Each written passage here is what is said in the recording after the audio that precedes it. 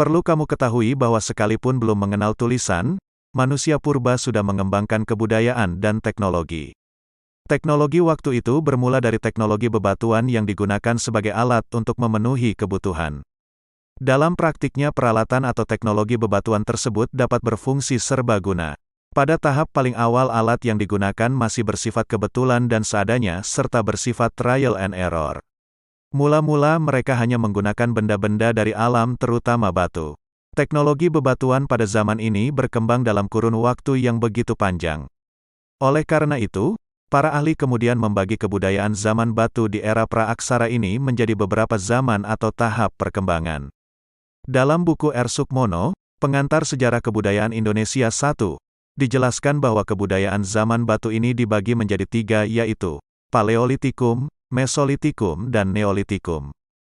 1. Antara batu dan tulang. Peralatan pertama yang digunakan oleh manusia purba adalah alat-alat dari batu yang seadanya dan juga dari tulang.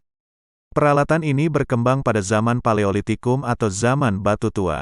Zaman batu tua ini bertepatan dengan zaman Neozoikum terutama pada akhir zaman Tersier dan awal zaman Kuarter. Zaman ini berlangsung sekitar 600.000 tahun yang lalu. Zaman ini merupakan zaman yang sangat penting karena terkait dengan munculnya kehidupan baru, yakni munculnya jenis manusia purba. Zaman ini dikatakan zaman batu tua karena hasil kebudayaan terbuat dari batu yang relatif masih sederhana dan kasar. Kebudayaan zaman Paleolitikum ini secara umum terbagi menjadi kebudayaan Pacitan dan kebudayaan Ngandong. 1. Kebudayaan Pacitan. Kebudayaan ini berkembang di daerah Pacitan, Jawa Timur. Beberapa alat dari batu ditemukan di daerah ini. Seorang ahli, Von Kuningwal dalam penelitiannya pada tahun 1935 telah menemukan beberapa hasil teknologi bebatuan atau alat-alat dari batu di Sungai Baksoka dekat Punung. Alat batu itu masih kasar, dan bentuk ujungnya agak runcing, tergantung kegunaannya. Alat batu ini sering disebut dengan kapak genggam atau kapak perimbas. Kapak ini digunakan untuk menusuk binatang atau menggali tanah saat mencari umbi-umbian. Di samping kapak perimbas, di Pacitan juga ditemukan alat batu yang disebut dengan chopper sebagai alat penetak. Di Pacitan juga ditemukan alat-alat serpih.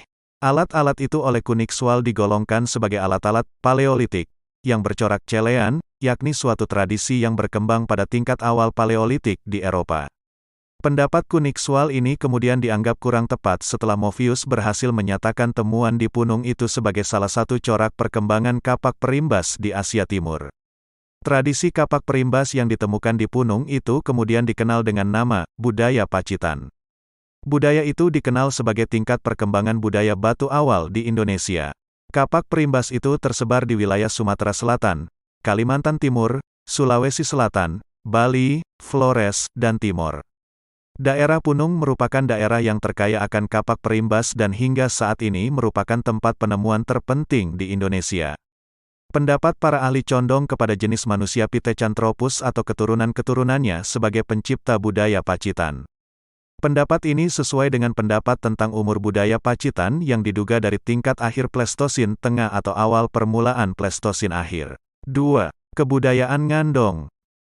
Kebudayaan Ngandong berkembang di daerah Ngandong dan juga Sidorejo, dekat Ngawi.